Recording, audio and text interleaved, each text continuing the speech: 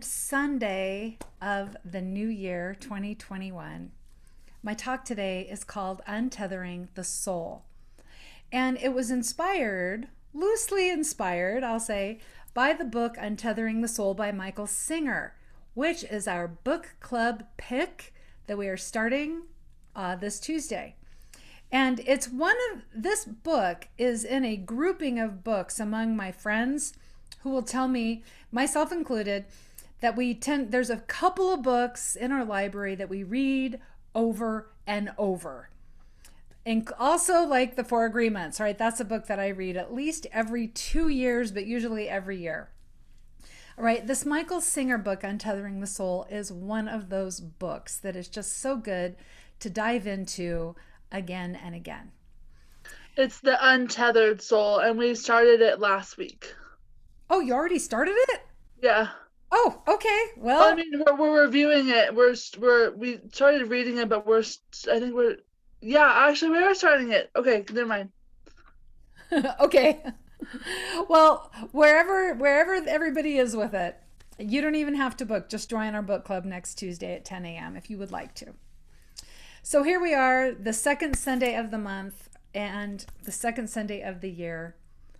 And so I thought, let's look at what it would take for us to untether our souls. Like right here, right now. Untethering our soul is about living our authentic self, freeing ourselves from our imposed restrictions that we are projecting onto conditions around us. We project those restrictions onto conditions in our life. William Shakespeare said, "This above all, to thine own self be true, and it must follow as the night the day, that we can't be fake to another person if we are being true to our own self." When we are true to ourselves, we're being true to our soul, and we are following the highest calling of our soul. And we do that by expressing the activity of spirit through us, for us, and as us. So when we are true to ourselves, that means we are true in our life, we're true in the presence of other people. And this is what allows us to align with our divine nature and to really fully embody the Christ consciousness that we came here to this planet to embody. Now, in the second book of Timothy, chapter 1, Paul says in his letter, "For God has not given us the spirit of fear." Fear didn't come with us as a soul when we landed in this body. Fear is not part of our original divine program. Fear is a virus that we picked up on this planet at some point when we started growing up. Fear is the virus that we deal with throughout our life. God did not give us the spirit of fear. God gave us the spirit of power and love and good discipline. So the spirit of fear, because it's not even part of our nature, that's what keeps us from expressing our true nature, and it keeps us small, and it leads into anxiety and worry and doubt. And it is the spirit of fear that would have us walking by sight and blaming the conditions in our life for all the ways that we are struggling in fact, our inner struggles. It will have us blaming the conditions outside of our life. So we cannot be true to ourselves when we are deep under the influence of this virus. So how can we be true to ourselves? By activating what we came here with, the spirit of power, the spirit of love, the spirit of good discipline. And we can just look around our life and we know if we're acting from this. Are we keeping promises to ourselves? Are we keeping promises to others? Are we honoring our commitments and following through on those?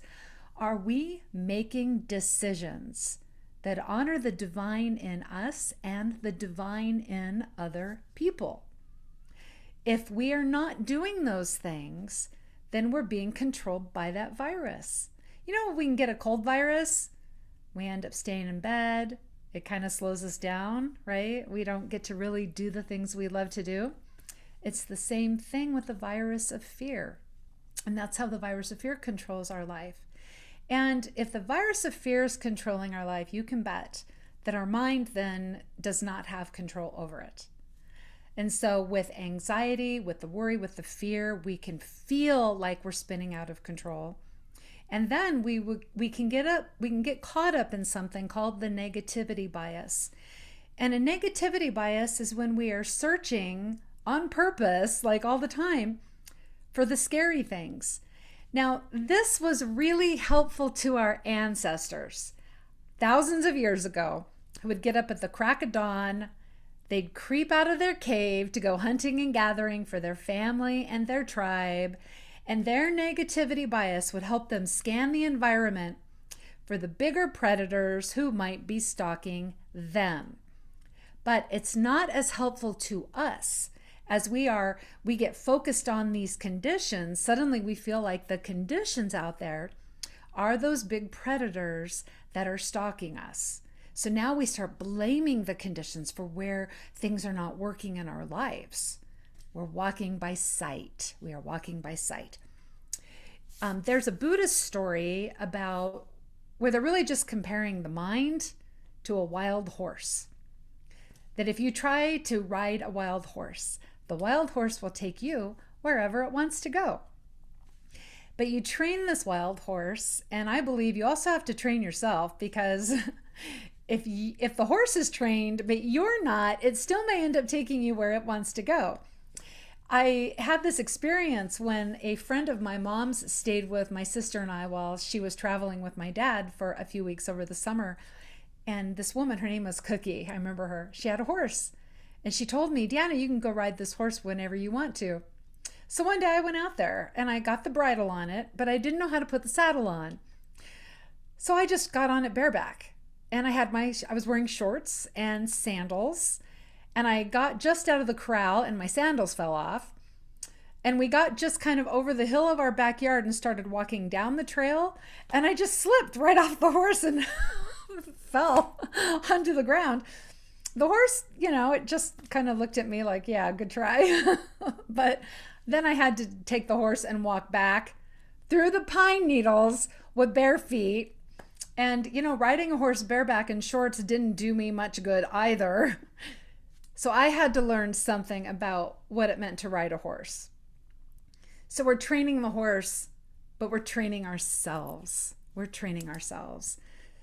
Because our mind out of control is guided by the conditions, and it projects fear, worry, anxiety onto all the conditions. And it's more likely to give us bad advice because of that negative bias. So the untrained mind, what the untrained mind does is it will take examples from our history or even from movies we've read or TV shows we've watched. I remember, and then what it does is it projects that onto our current experience, right? So years ago, I watched this episode of the show Medium, the story of Alison Dubois. And I won't share the details of this show, but something happened in the show and I realized how vulnerable we are as people. And for the longest time, I kept seeing that happen in my own life because it startled me on the TV show. And then every time I was in that situation myself, that little saboteur of ours, right? In Unity, we call it the little me. It's the fear-based program trying to drive our bus. It would keep projecting that experience onto where I was currently. So it made me afraid. Okay, but when we train the mind, what it does is it projects experiences onto our current moment that become a source of growth for us. For example, when I was like 19 or 20, I lived up in Idlewild and I was commuting to San Bernardino to work. Well, I had to just drive as fast as I could up and down that hill every day. I loved to. I'd play my music really loud and I'd drive way too fast. And I didn't pay attention to things like weather or snow or ice because I was a mortal, right? So I'm driving up the hill one night and it's dark. I hit a patch of black ice, which I thought would never happen to me. It wouldn't dare happen to me. I hit this ice, my truck flips over, but luckily, I was okay. I was fine. And it happened right across the street from like the one house in like 5 mile stretch of road.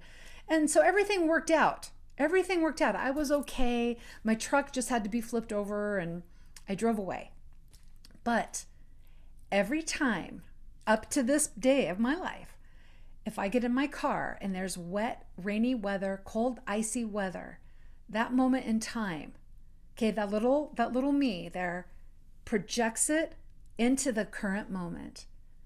And ever since then, I have paid attention and I have respected the roads and respected the weather. So that's when it serves us, but it can only serve us if we are training it, okay? So how can we train our mind? And that's what I'm going to talk about today. I'm going to share 3 things we can do to train our mind. And the first thing is really we just want to become more aware. Awareness is the key to seeing how God is moving in our life, how Source is moving in our life. And it moves in our life through intuition, through divine guidance, through the prayers that we send out, through answered prayers, through miracles. This Source, this divine consciousness is moving everywhere in our life. Now, our level of awareness changes all the time. Sometimes we can be really present, but sometimes, like if we're watching a really good movie, we can get really caught up in the movie. And I know if I have a Lord of the Rings binge watch weekend and I watch the extended versions of all these movies, that's like 12 hours of Lord of the Rings. And I will find myself immersed in the stories. And I think they're all my friends. And I was so happy when Sam helped Frodo get that flippin' ring into the fires of Mount Doom. And then I'm done. And then I'm back in my own life. And I'm like, whoa, I wasn't really in the Shire. Okay. But see, that can happen in our life, that we can get caught up in the conditions of our life. We'll forget who we really are and what it is that works through us, for us, as us. And instead we feel like we're a character in these experiences, right? Of the conditions that we're in, the conditions that are hypnotizing us. Okay, we can get caught up in that. So really one of the easiest ways I have found to have more awareness in my own life is to just go back over and over again to the 5 unity principles, especially the first 2 principles, because we remind ourselves God is all things, everything that's ever been, everything that's yet to be.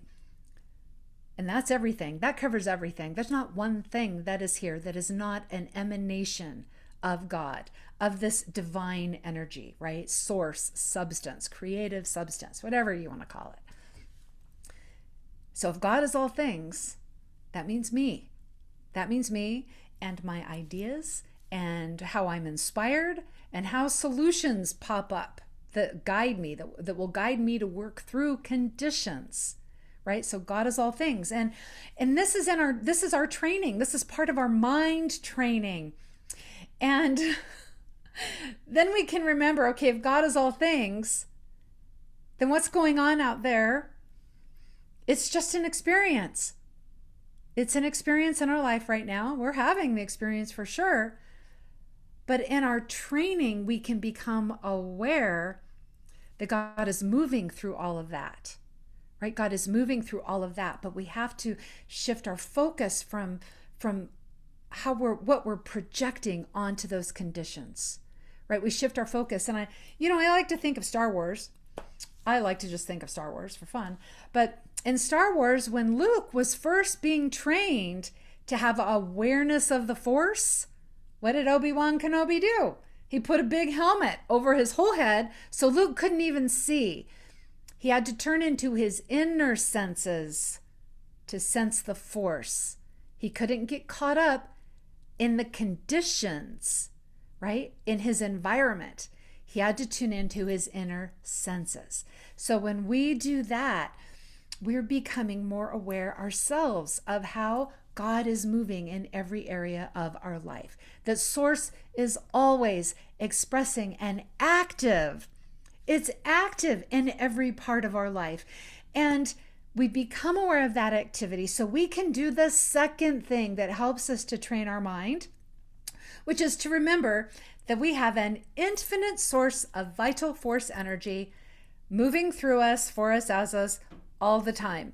And it's this energy that we use to keep from falling under the spell of the conditions in our lives, to keep from falling under the spell of the media or our fears and our worries, right? We just stay in awareness of who we are, what it is that works through us, for us, as us, and we can walk by faith.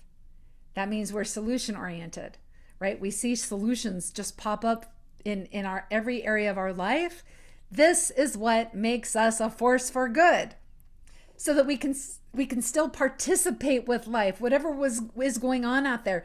When we're a force for good, we know we are also a force for change and bringing more good into this world. But if we are unaware, if we get hooked into the condition and hypnotized by those conditions and under the spell of those conditions, then we get exhausted because we've cut off our vital force energy, right? That infinite force of energy that is always working through us, for us, as us. We can shut the door on that. We can actually shut the door on that. We can expend ourselves mentally by worrying about the conditions and exhaust ourselves and tap our own precious reserves, right? Our physical reserves. When my kids were little, we got this black lab puppy. And Buffy was a good dog. You know, if you've ever had a lab, you know, labs are really good dogs. And my kids were homeschooling, and so they wanted to take Buffy to the homeschool group because it was at the park. And so we did. And we were there for about 3 hours, and Buffy got to run around and play, but most of the time I held her leash and she just laid with me, and she was mesmerized by her environment. She was hyper focused on everything happening in that park. Hyper focused. When we got home, this puppy, who at the time she was probably 6 months old, this puppy did something I never imagined she would do. And that was that she crashed the rest of the afternoon. She was so mentally exhausted from being hyper focused on her environment. Well, guess what? When we are projecting our fears and worries and anxieties onto the conditions in our lives, we can exhaust ourselves the same exact way that my puppy did all those years ago.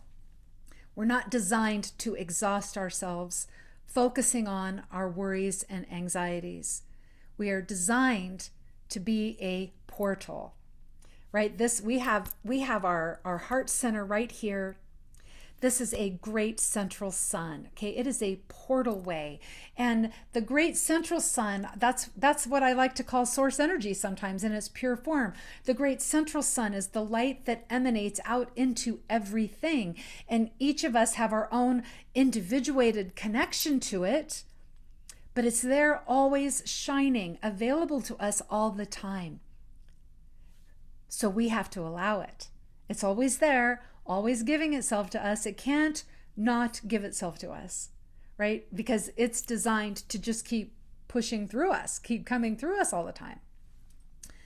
Now, when bad things happen in our environment, in our life, we tend to go into worry mode, thinking that that's the thing that's going to protect us. I love something that Linda shares with me all the time as a good reminder, is something she read in a Wayne Dyer book. Take your worry and go sit in the bathroom for 10-15 minutes and worry as hard as you can. If it changes anything, then make it your life to worry about things, right?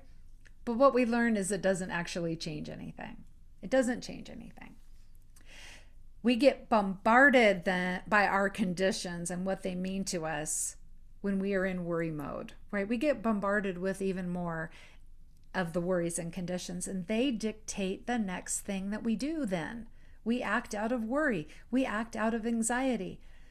So to be able to stay in the flow with this infinite energy, of course, we remind ourselves, okay, be aware all the time. God is all things, and that means me. That means all my ideas and inspirations. But we also want to learn to let go. There is a gift in being able to release and let it go. Now, this is about surrendering to the fact that we cannot control all of the conditions outside of our lives. We can only control how we respond to all of these conditions. We can only control how we participate with life. Now, this can be one of the toughest parts in training our mind, because when we look out at what's going on in the world and we're bothered by it, we want to stay bothered by it. Because, well, I have to be bothered by it so that I can do something about it. Right? That's why we want to stay bothered, because we think we have to be bothered, so we'll do something about it. Because if we're not bothered by it, then we won't do anything. We'll just sit back and it's like, okay, whatever, it's all good, right? But actually, the opposite is true. When we're bothered by something, we're caught up in it. We're not receiving inspiration. We're not receiving solutions. We're not a force for good. So all we actually can do is add to the problem. And we just keep struggling. And there's always going to be something in the outside world to struggle against, to push up against. But guess what we are pushing up against every time we push? We're pushing up against anyone who has a different belief system than we have. That's what we are pushing up against. Letting it go, being able to release it, frees us up to become solution-oriented and become a force for good in this world. But it also helps us to realize and remember, we cannot make the world what we think it should be. Because right now, we are co-creating on this planet with billions of other people. That's what, and when I thought of that, I was like, whoa, there are billions of us right now. I don't even know how many billions. And I could say 7 billion, but I don't know, in a week it'd be like 8 billion, right? I don't know. But we are co-creating with billions of people. So when we go back to remembering, okay, God is all things, and that means me. I have an infinite source of vital force energy available to me, through me, for me, as me.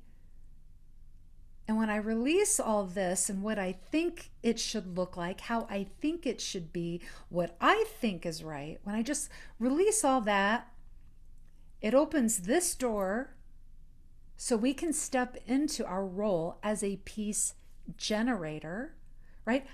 See, our peaceful center is where we become solution-oriented. Our peaceful center is where we are a force for good in this world. But our peaceful center is an inside job.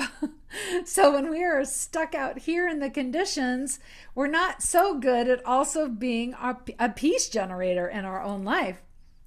So it's from right here where we do our best. And it's from right here where we recognize, all right, this is what's happening right now, and this is what I got to work with, right? And so I am going to do my best with what I have got right here and right now.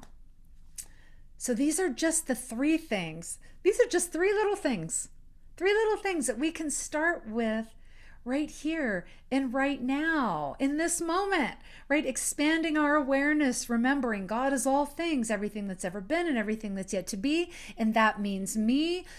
And because God is all things, and God is a consciousness, a divine consciousness, and a creative substance, it's active constantly in every area of our lives. It's active as miracles. It's active as answered prayer. It's active as the signs and the wonders and the synchronicities, the brilliant ideas, the inspirations, the motivation, the zeal to move forward, to be that force for good. That reminds us then also, well, and through me, for me, as me, I have an infinite source of vital force energy, which I call forth just by being aware of it, right? Just by being aware that we are a channel for vital force energy, we open the way. We open the way for it. That's what empowers each of us to be a force for good, is all of that vital force energy. And we can look at our environment and how we think things should be in our perfect world, right? And realize, okay, I can let that go because I am a peace generator. I am a love amplifier. And I'm just surrendering so I can participate. And I can do my best with what I've got here and now. So I'm a force for good now. I don't have to wait for things to change and get better. I don't have to wait for this thing over here to turn right or left. I do it here and I do it now. You know, if we keep looking to the outside world, to needing to be fixed, for something out there to change, so it then, because it changed, then all of a sudden our inner problems are all okay again. We can stop struggling. If we keep looking out there, it never stops, right? We'll always have to keep changing something. Our mind is a complex computer. Our mind is meant to ponder the great questions like, how can I expand my consciousness even more? How can I express a greater light than what I expressed yesterday? How can I serve my community in the most loving way possible? Okay, those are the great questions our mind was designed to ponder.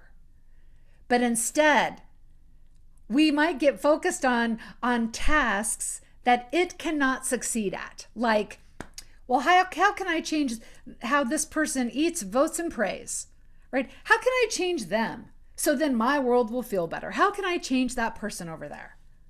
That's a futile task, and it is not worthy of the light that we carry. We're not here to fix this world. We are here to see God in every part of this world, everywhere present, in all of its expressions, in its creative expression, in solution mode, right? In its inspiration, in its understanding. We are here to see God in all of its forms, all of its expressions. In the book of Philippians, Paul says, whatever is true, whatever is honest, just, pure, and lovely, whatever is of good report, if there is any virtue, and if there is any praise, think about these things. This is what our minds, our brains, were designed to be busy with. Our mind is a multitasker. Our brain is a multitasker. We're designed to have like a list of wonderful goals in our life because our mind and our brain want to be busy searching out the solutions for those things. But when we don't keep our mind busy focusing on what has virtue and is lovely and worthy of praise and goodness, when we don't keep our mind focused on those things, okay, well, imagine you laid out a beautiful picnic and then you turn loose a basket of lab puppies in that picnic unsupervised. They will eat all your food, they will wreak havoc, and they will chew up everything. And because they're not given direction. They're not being monitored. They're not being trained. They're not being shown the good thing to focus on, right? That's our mind. Our mind is like a crazy puppy, that wild horse, right? Our mind needs the direction, needs a lot of direction. So give your mind its work to do. I like to write out a list of 6 impossible things in the morning in my journal, right? 6 impossible things that I know for me and problem-solving consciousness, I won't be able to handle it. But with God, all things are possible, right? So we give our mind its work to find all the ways and how everything is the activity of spirit in this world. Give our mind the work to find all of the signs, all of the wonders, all of the synchronicities, all of the answered prayers, where we need solutions. Give our minds that task. Give our mind the task of finding all of the infinite ways that God is working in our lives. And then surrender to that force that is you in a physical body. Surrender to that force. Because when we call forth that is how we are creating heaven on earth. That's how we're doing it. So until next time, remember, you are that force of good in this world. You are the activity of God, the hands, the heart, the feet, the inspiration and the voice of God in this world. And everything you do, you are blessed, and so it is.